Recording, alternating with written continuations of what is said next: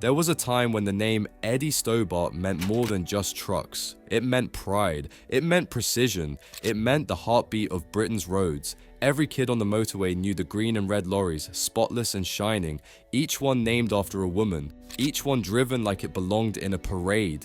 They weren't just trucks, they were symbols of something bigger.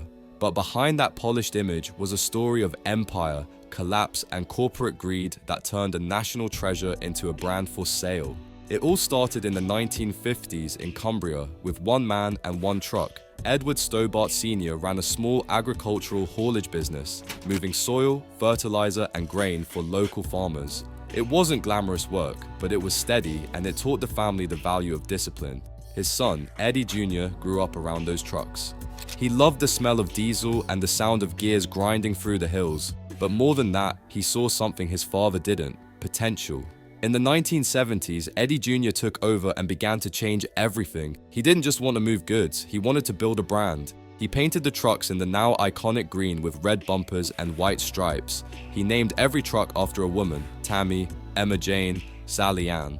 It was a simple idea, but it humanized the machines and made the company instantly recognizable. He demanded his drivers wear ties, keep their cabs spotless, and treat their work like a performance. And it worked. Soon, the Stobart fleet wasn't just a fleet, it was a phenomenon. Kids collected Eddie Stobart models, families played spotting games on the motorway, and the trucks themselves became part of British culture. You didn't have to be in logistics to know the name. You saw that green lorry in your rearview mirror and you felt like Britain was still moving, still working. The drivers became local celebrities, the company a household name. By the 1980s, the empire was growing fast. Eddie built depots across the country, expanded into distribution, warehousing, and container transport. His trucks ran 24 hours a day, crisscrossing Britain like arteries feeding the nation. But with size came strain. The margins were thin, the pressure was constant, and the rules that made the company special, the spotless cabs, the sharp uniforms, the family feel, became harder to enforce. Eddie was still obsessed with presentation, but the business was growing too fast to control. By the early 2000s, cracks were showing. The Stobart image was still golden, but behind the scenes the numbers weren't. Debt was climbing, and Eddie's strict traditional management style was wearing thin with investors. In 2003, after years of internal tension, he stepped down as chairman. It should have been the end of an era, a graceful retirement for a man who'd built an empire from one truck. But what came next would change everything, and not for the better. When William Stobart and a new investor, Andrew Tinkler, took over, they promised to modernize the company and protect its legacy.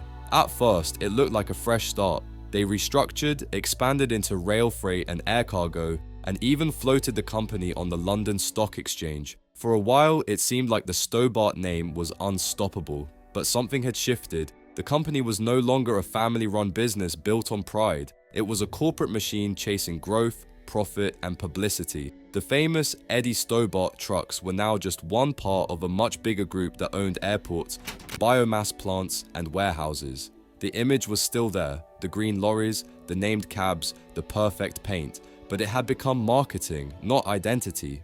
Drivers began to complain that the soul of the company was disappearing. What used to feel like a brotherhood now felt like any other job. The heart of Stobart's magic, the loyalty between driver, truck, and name, was being traded for shares and spreadsheets. Even Eddie himself saw what was happening. He'd occasionally visit depots and shake his head at how things had changed. He once said, "We used to be hauliers, now we're headlines."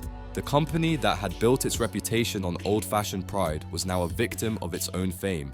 And just as the profits rose, the politics began. Boardroom feuds, lawsuits, and backstabbing turned the company into a circus. Investors clashed. The pride that once made every Stobart driver hold his head high had faded, replaced by corporate slogans and endless targets. What had once been a British institution was quietly turning into a brand, polished, profitable, but hollow. The company was still standing, but the foundation that made it legendary had started to crack. The rise was complete, the ruin had begun. By the time the late 2000s rolled in, the Eddie Stobart Group looked untouchable from the outside. The trucks were still spotless, the drivers still waved to kids, and the company was everywhere. On TV, in model collections, even in supermarkets.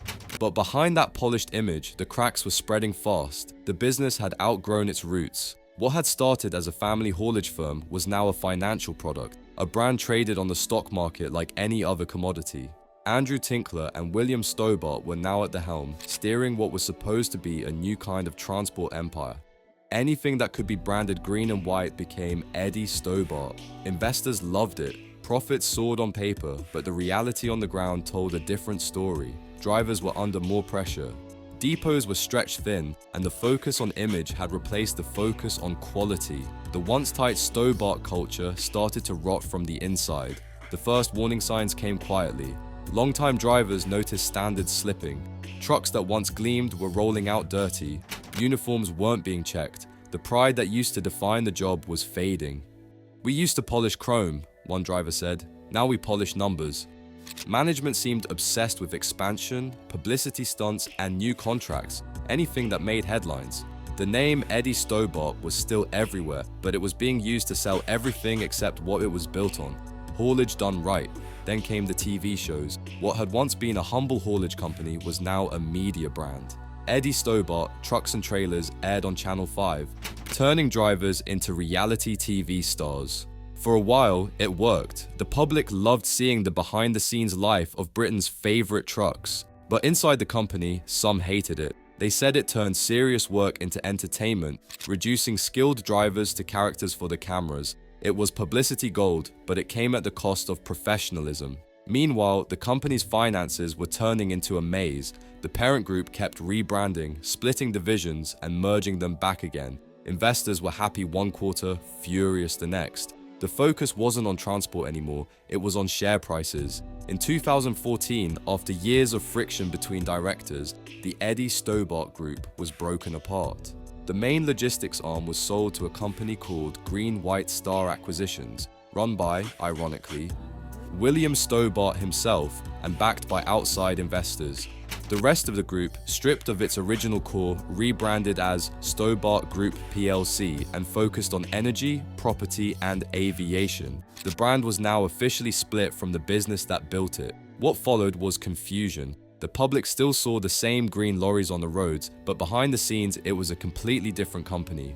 Drivers now worked under a brand licensed out like a logo on a cereal box. The soul of the Stobart name, the pride, the tradition, the discipline, was no longer tied to ownership. It was just an image rented for profit, and once that separation happened, the decline was irreversible. By the late 2010s, competition was brutal, haulage rates were low, costs were climbing, and Brexit uncertainty made cross-channel freight unpredictable. Eddie Stobart himself passed away in 2011, never seeing how far his creation would drift from what he'd built. The spotless cabs, the waving drivers, the national respect, it all became nostalgia. The company that once stood for pride and precision had become just another corporate brand. The roads were still full of green lorries, but the meaning behind them had changed forever. And in the quiet depots where old drivers still meet for a brew, the talk always circles back to the same question. When did it all start to slip away? Was it the day Eddie stepped down, the day it floated on the stock market, or the day the brand became more important than the man? Whatever the answer, the aftermath was the same. The rise had been glorious, the ruin slow, and what was left of the legend now rolled on out of habit, not heart.